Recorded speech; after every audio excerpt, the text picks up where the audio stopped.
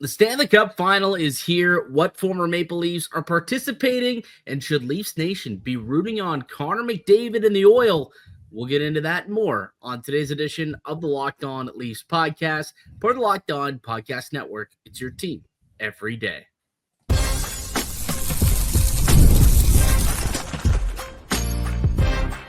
You're Locked On Maple Leafs, your daily podcast on the Toronto Maple Leafs. Part of the Locked On Podcast Network, your team every day.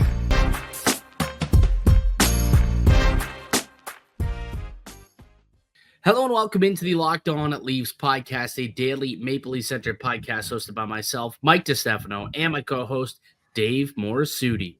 It is finally upon us. We've waited, 5-6 days since we've gotten to watch some NHL hockey again. The Stanley Cup Final begins tonight. Puck drop at 8 o'clock between the Edmonton Oilers and the Florida Panthers. It all starts at 8 p.m.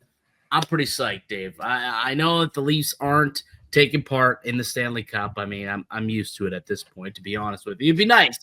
We're pretty used to it. But there are quite a few former Maple Leafs that we could cheer on here, Dave.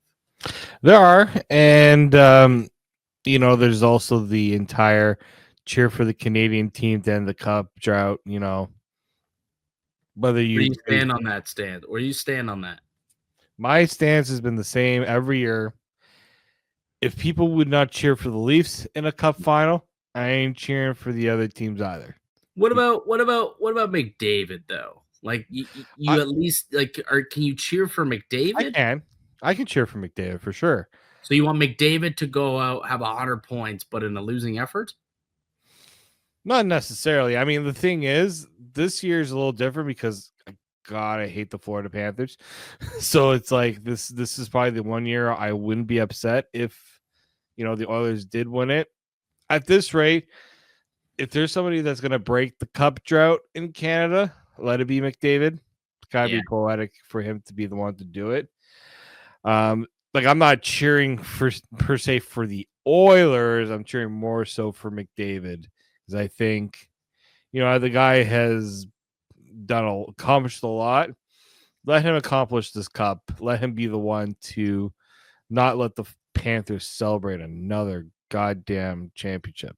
Yeah, I'm with you. I'm with you. I think that we're at a point now where it's been way too long since a Stanley Cup has been on Canadian soil. And if there was one guy who it would be nice to see end that drought, like Connor McDavid would be that person. Like, obviously it'd be great if it was Austin Matthews leading the charge, but as an American, it's just a little different.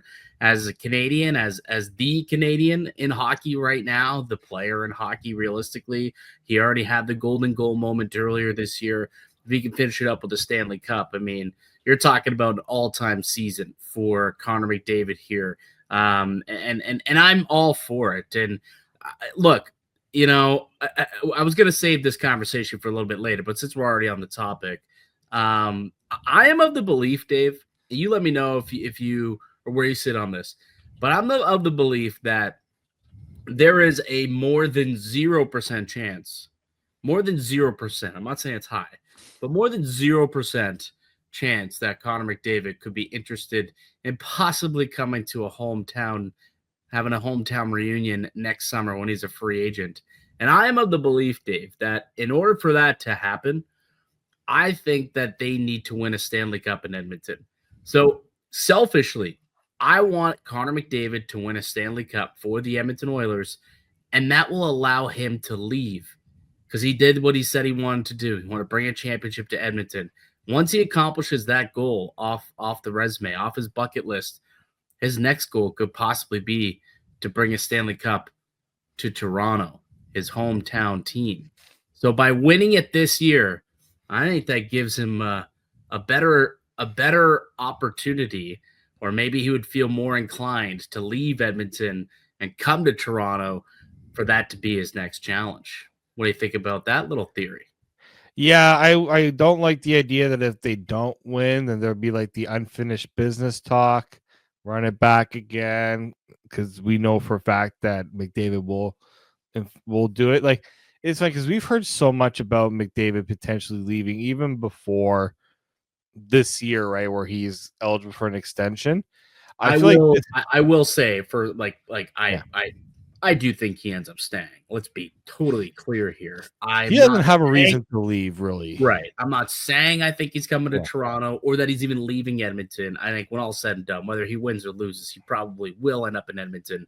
But I think it increases the likelihood that he gets to Toronto if he can accomplish that goal of bringing a championship to Edmonton.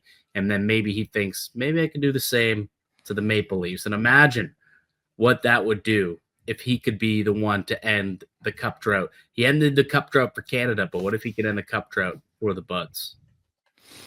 I mean, look, I think if you're a player, there's no better way for Connor McDavid to cement himself among the best players of all time than to go out and do the unthinkable.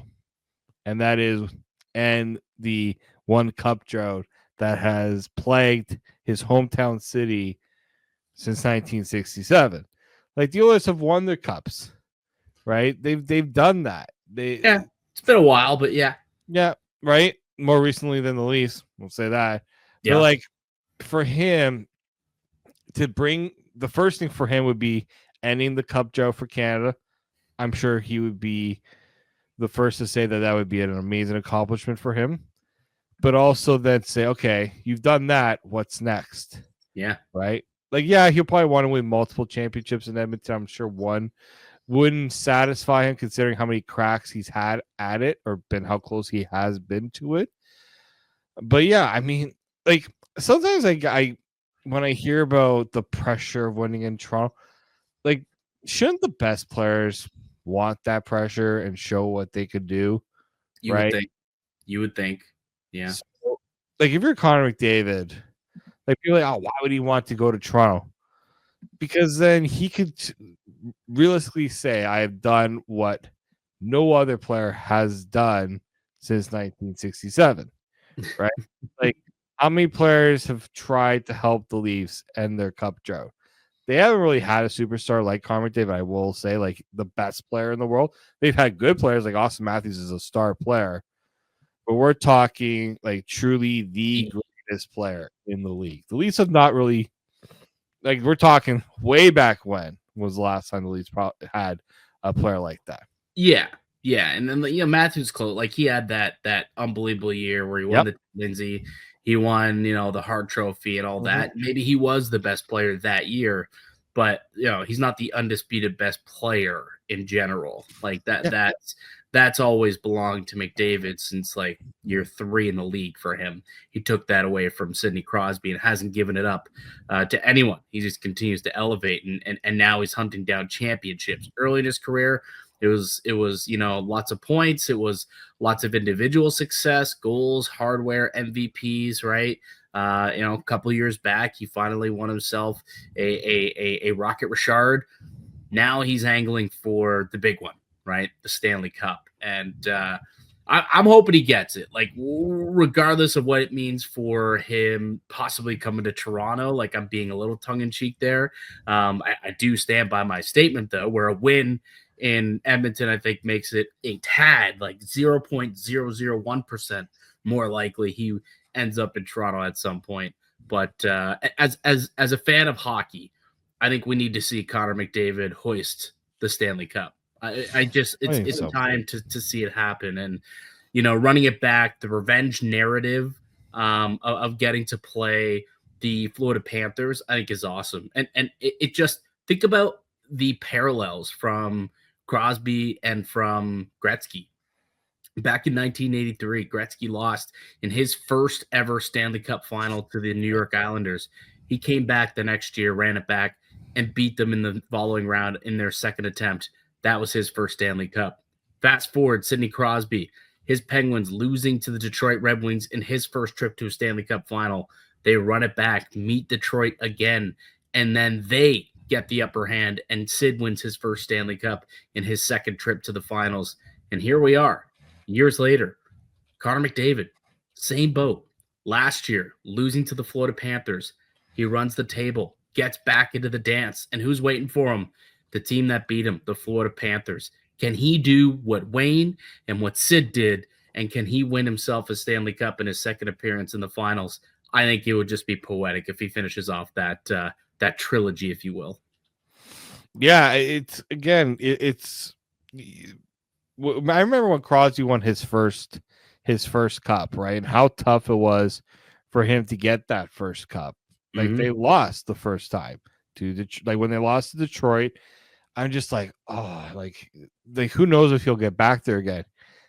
What do? They get back there again, and like when you see the great players kind of lift the trophy, like it takes away some of that argument that sometimes having the best players doesn't always mean that you're going to win the championship, right? It takes the best team, so it just also I don't know, it's just more gratifying to know that yes, you can win with players. Remember that old argument of you can't win with players making over $10+ million? There's there. Granted, that was at the time where barely anyone was making $10 million. Now it's kind of common. It's when you go back to the percentage of the cap, I think that kind of erodes that argument a little bit. But yeah, I mean that's kind of been a thing where it's, hey, you might not be able to win if all your top guys are getting paid too much money because that doesn't leave enough for the little guys, right? It means you can't build out your depth. Edmonton's found a way to do that though. Like they paid Leon, they paid Connor, and they still found a way to get some guys on some depth contracts to contribute. They had 14 players in that series against Dallas score a goal. 14 players, different players within a 5-game series scored against the Dallas Stars. A pretty damn good team. So just goes to show the depth that the Edmonton Oilers have going into this finals matchup against the Panthers. But we witnessed the Panthers' depth in full force here against Toronto too, and that depth continued through and put up a bunch of goals against Carolina. So both teams have depth, both teams have scoring firepower. Let's continue to tee this thing up on the other side because that's going to be an exciting 7-game series, and I can't wait to hear who you have winning the Stanley Cup. So that's coming up next here in the Locked On Leafs podcast, part of the Locked On Podcast Network. It's your team every day. Today's edition of the Locked On Leafs podcast is brought to you by Wonderful Pistachios. Looking for a snack that's both delicious and nutritious? Crack into a good source of protein with Wonderful Pistachios. Wonderful Pistachios is one of the highest protein nuts. Each 1-ounce serving has 6 grams of protein, giving you over 10% of your daily value. Plus, they're packed with fiber and better for you unsaturated fats to help keeping you feeling fuller longer. I'm a big fan of the no-shell variety. It's a great grab-and-go snack on those busy days where you just don't have the time to put together a proper meal. You just need something that's going to give you that protein boost. That's why it is a great go-to. So if you like the classic in-shell options, they're a great option for you as well. So make sure you go to wonderfulpistachios.com to see all the great flavors and offers there. Get snackin' and crackin' with the snack that packs a protein punch. Visit wonderfulpistachios.com to learn more. The Locked On Leafs podcast continues. Mike DiStefano, Dave Morassutti with you as we are each and every weekday, Monday through Friday, free and available wherever you get your podcasts, and also up on YouTube as well for your daily dose of Maple Leafs content. And the Leafs are not in action tonight. Obviously, they're kind of done. They might be in action out on the golf course somewhere, but there are 2 teams still alive in the Stanley Cup playoffs. The Stanley Cup Final begins tonight between the Edmonton Oilers and the Florida Panthers. Now, there is a little bit of Leaf content within the Stanley Cup Final. There are 5 former Maple Leafs, Dave, taking part in the Cup Final, battling it out to try and win a Stanley Cup. Can you name all 5, Dave, off the top of your head? Don't look. Can you name them? We have Kasperi Kapanen. That was the one I thought you might No, forget. I think you'll get them all. First off, when he scored that overtime goal, I forgot he was on the Oilers. Oh yeah, same. So that's ingrained in my memory. Connor Brown. Yep. Carter Verhaeghe. Yep. Technically, yes. Evan Rodriguez. Technically, yes, also. And who's the 5th? Brother. Well, technically he's not playing, but he's on the team, Zach Hyman. Right. Exactly. I'm like, dude, like, if there was one for you to get, like Zach. Yes, I know, but it's like actually playing in the final. Yeah, that's fair. But if we're calling Verhaeghe and Rodriguez a former Maple Leaf, I think we can make the concession that Hyman should be included on this list too. Yes. But there's your Leafs content. Sorry, John Klingberg as well. Oh, dang, I forgot about I'm just like, wait a minute, there's a defenseman in there. I completely, like, I went and looked at the rosters and I didn't even register Klingberg as a former Maple Leaf. You're right. Wow. So 6 former Leafs. Now, Ba-boom, 4 of them with the win. 4 of them on the Edmonton Oilers, and then 2 on Florida. But like the 2 guys on Florida never actually played a single game for the Maple Leafs. Like, I probably should have played a game for the Leafs at least. Well, Verhaeghe for sure. I mean, letting that guy go clearly was a misstep, and that was the Grabner deal. Like, obviously, like Verhaeghe was a 3rd-round pick, small body guy, wasn't doing anything in the Marlies, but he clearly grew into a pinnacle player in this league for the Panthers. And then Evan Rodriguez, he was part of he was in that trade. I think it was like the Justin Hall protection trade, wasn't it? They brought in like Jared McCann, Philip Hollander, and wasn't that the trade for to keep? Yeah, they it was with Pittsburgh where they brought in a bunch of guys. It was a weird trade. Like, I was like, Rodriguez wouldn't have been a bad depth player to have. And they're just like, we're not going to offer the guy a contract. I'm like, why not? What are we doing here? Well, I think he didn't want to. I don't think he wanted to come back. No, I think he wanted to. I don't think there was something to do with the contract or something. Like the Leafs weren't going to offer him what he wanted. Yeah, and so he's like, yeah, just let me go and see if I can land somewhere. I think eventually he went to Buffalo. And then I can't even. I think he was in Buffalo. I think that's where he kind of started his career, if I'm not mistaken. And then he ended up playing in Detroit or no, Colorado. I think maybe Colorado. So I'm just looking right now. What's his DB page look like? He was with Buffalo. Then he was with Pittsburgh. Yeah, Pittsburgh. He then went to Colorado. Yeah, Colorado then to Florida. Yes. Yeah, so he went to Colorado. I'm trying to think. The Kraken draft was 2021 or 2022. Yeah, because they were in their 3rd season this year. So it would have been 21-22. 2021 was the draft. Yeah, because 21-22 is their first season. So funny enough, in the 2021-2022 season, Rodriguez had 19 goals and 43 points. Nice. Toronto probably could have used that, but anyways, that's good for him. He's turned out a career. Same with Carter Verhaeghe. Klingberg, Klingberg's actually played decently well too over in Edmonton. Probably the way that Tree Living was expecting him to play in Toronto. Looks like that knee is kind of healed up a little bit. He's been mobile at least, which he was not in his final days as a Maple Leaf. And Connor Brown and Kasperi Kapanen have come through with some big goals too. So, there's a lot of Leafs content kind of sprinkled through both of these teams en route to see who can win Lord Stanley's mug. Is there one player in particular you're kind of rooting for as like that former Leaf you'll be happy to see win? It's got to be one of Connor Brown or Zach Hyman. I was going to say, as an Etobicoke native, Connor Brown is one of them. Yeah. He didn't. I don't think he ever wanted to leave Toronto. He was traded out of Toronto for that Ottawa trade for Zaitsev. God, thank you for that one. And then he went through that tough. I think he tore his ACL. Tried to get his career back on track with Washington. Didn't really work out. Went to Edmonton. He was basically on the brink of being put on waivers. Like they wanted him out of town. Yeah, he didn't score a single goal last year. Like it was insane. I remember they picked up his option. He had a player option. He had to play a certain amount of games, and they kept playing him. And that kicked into a player performance bonus that kicked into the following year.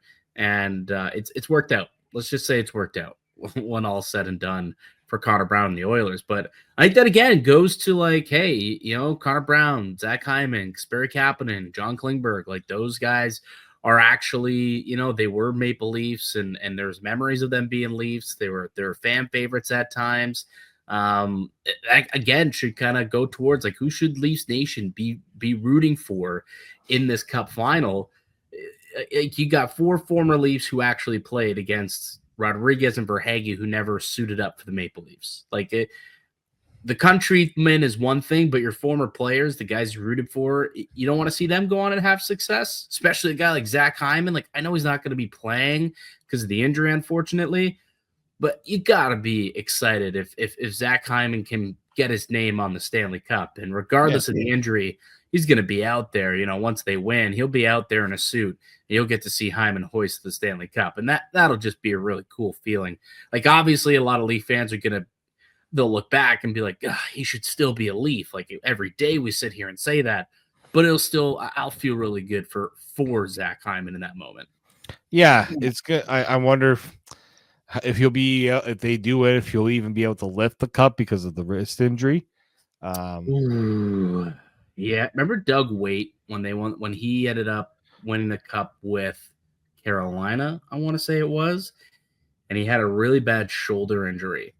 And he just barely, I think he had a little bit of help, got the cup over his head, and he wasn't really able to give it the full pump, but did get it over the head to give it a kiss, and like that was enough. And I remember that being a very powerful moment. So maybe, something similar for Zach, where he's got it technically, but maybe a little help from the teammates without, a strong wrist there. Yeah, it'd be a nice scene.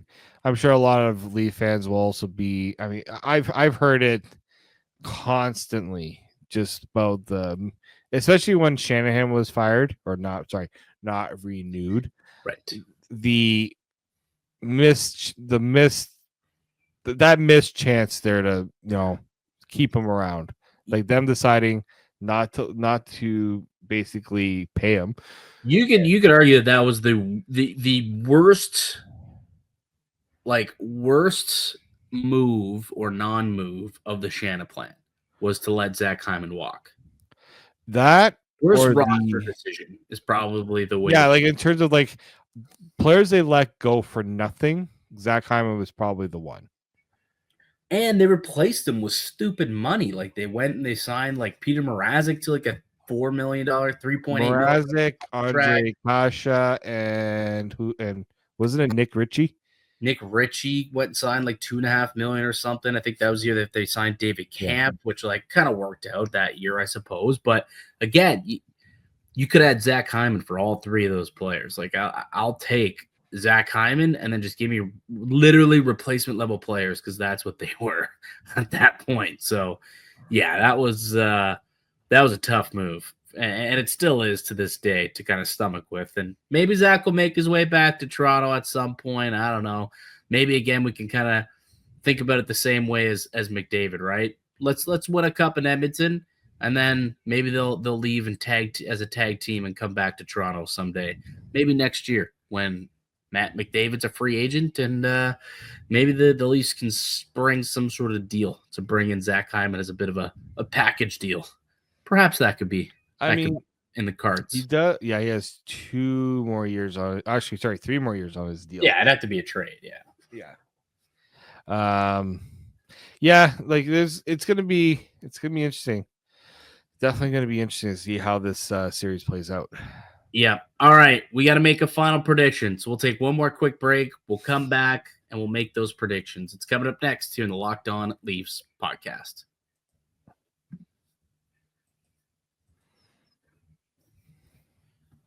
Welcome back into the Locked On Leafs podcast. Mike DiStefano, Dave Morassutti with you as always.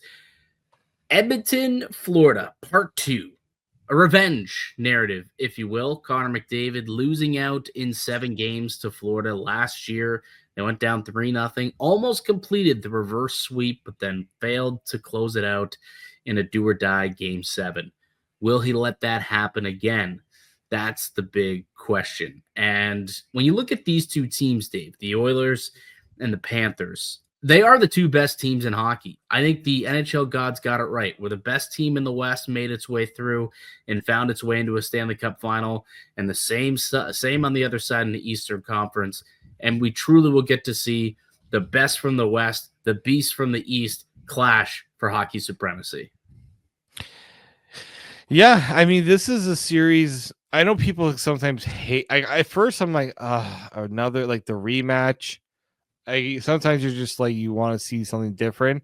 But I like also, it. I like a rematch when you start get to 3-4. Yeah. like the LeBron versus like when it was like LeBron and Steph every single year, like that got stale. Yeah. Right. In football or in basketball, that got stale. But when you can get at least one little bounce back, and it's like, okay, this is the revenge game. Yeah. It's good for one. You don't want to get 3-4 years in a row, though. Like for me, I'm okay with this one being like let's see how it is V2. I Yeah. always like let's say the villain wins the first time. Can the hero depending on how you Cody Rhodes, right? This is Cody Yep. Rhodes. It's exactly like Corey Rhodes. Finish the story. Finish the story, Connor. Finish the story. Yeah, I mean the fact also I have to keep hearing about what this is 5 straight years that a Florida team is in the Cup Final. 6. 6. 3 straight years for Tampa, then another 3 straight years for Florida. Like let's not let them enjoy another trip to. Let's make it only 1 out of 3 times that they won the cup. All right, let's not make it 2 out of 3. Yeah, not let that happen. Yeah, would be nice. And technically, that would be what 4 of the last 6 cups will have been Edmonton because the Lightning repeated as champions, right? Yeah, 2 straight. Yeah, they won 2 straight, and then they lost to Colorado. Yes. And then now you got Florida lost in their first trip. They won last year, and they'll be going for their second straight. Do they get it done, Dave? What's your official prediction? How do you see this thing playing out here? Is it Florida? Do they reign as back-to-back champs, or does Connor get his cup? So I was on the squad show, the Locked On NHL squad show, coming out Thursday, I think. So my prediction's gonna be spoiled in this, but it's okay. I predicted the Oilers in 6. I don't like a lot of people are saying the series is gonna go 7. I don't think you want to go. Like, if anything, the longer the series goes, the better it favors Florida. I think if you're the Oilers, you don't want this going long. I think differently. Yeah. By the way, regardless, I'm on Team Edmonton. I think this is a team of destiny. I don't think there's a whole lot Florida can do to dummy Edmonton. Like last year was so difficult. I think that they were a little flustered. They didn't know what to do. They hadn't been there before, and they found themselves down 3-0 the series before they even got settled in. And then they did. And then Connor took over, and he dragged them to a game 7, won 3 straight after losing the first 3, and almost completed the reverse sweep in the Stanley Cup playoffs. But Florida clamped down, and they were able to get the win. It's tough to win 4 games in a row against a team in the playoffs. I don't think that's going to happen this year, right? Like, I don't think that the Oilers are going to let Florida do it. This seems like a group that's, I don't know, far more mentally stable than they were a season ago. And Connor McDavid's mentioned it. He's like, yeah, like we don't have as many peaks and valleys. Like there's not as much emotion with this group. We're mentally mature. We know what to expect. We know what we need to do to win. And I think that last year's ride, they learned a lot from it. It's nice when teams and players learn lessons from previous losses, isn't it, Dave? It's really nice to see. But I just think that Edmonton's a different group this year. They seem hungry, and Connor specifically seems like he's hungry to win. And I don't know, man. It's tough to stop that guy. At the end of the day, it's really tough to stop that guy. The blue line's played well. It's a better blue line than a year ago, and they've got great depth. Like I know Florida's got good depth, and that was a big reason why they were able to pick apart and beat Carolina and Toronto, obviously. But the Oilers can match that. They can get goals from up and down their lineup along with the Florida Panthers. And then it's okay, well, what can your stars do? Well, unfortunately, the Leafs stars were unable to match what the Panther stars were doing. I don't think that's going to be the case with Edmonton. I think that we're going to see McDavid put on a show, Leon put on a show, and those two are going to be able to put up the goals to be the difference. So I've got Edmonton winning this thing in 5. I think it's a 5-gamer, and I think they win it on home ice. I want to see a home ice win, and in order for that to happen, it's got to be in 5 or in 7, and I think they can get it done in 5. Yeah, it's just so rare for a team to win it at home. Which is weird. Bizarre. That's why I didn't pick them to win it at home, because it's just very like you just don't see it often. I would say, to push back on the one statement you made earlier about how you think the deeper it goes into a series, the more it favors Florida. Do you know what Edmonton's record the last 2 years are in games 4 through 7? It's really good. It's in like 12-2. 18-2. Okay. Wow. 18-2 in games 4 through 7. So the deeper it goes, the better off these Edmonton Oilers have been. And I think a lot of that goes to Knobloch, right? He's been a terrific coach.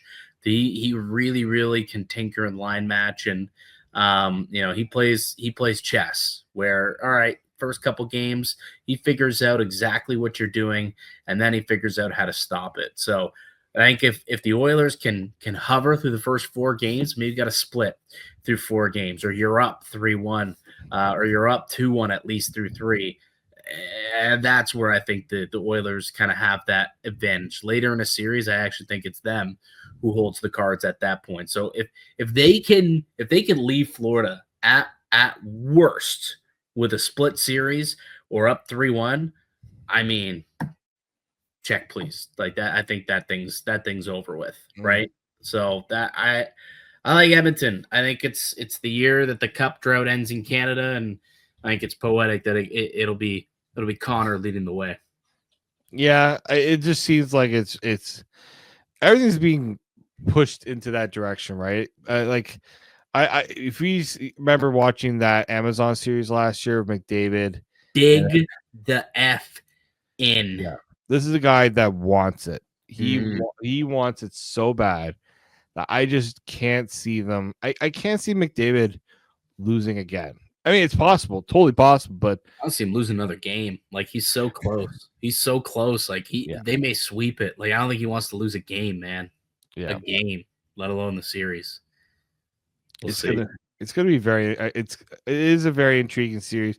The last thing I don't want is Florida just to be like, oh, everyone's cutting us out, and they just steamroll. I don't think that's gonna happen. I think Florida, as much as this is the toughest test you're going to have.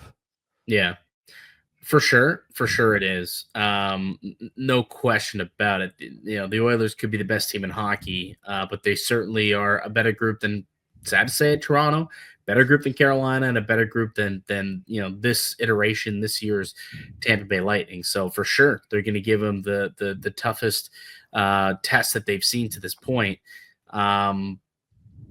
But I think they can get it done. I think too, like with Tkachuk not being 100% healthy, he hasn't been as dominant for Florida this year like he had been in the past. So, I think that also factors in where one of your best players, it just hasn't been healthy and hasn't been a force. He hasn't been able to pop like he did in the last 2 playoff series or 2 playoff runs for Florida. So that's another thing that kind of, would not really, I wouldn't feel great about it if I'm Florida. And one other thing too, I was reading about this actually, Edmonton has a really solid puck moving blue line, and something that the Florida Panthers have done a great job with over the course of this playoff is getting in on their forecheck. It's relentless. Again, we saw it here in Toronto.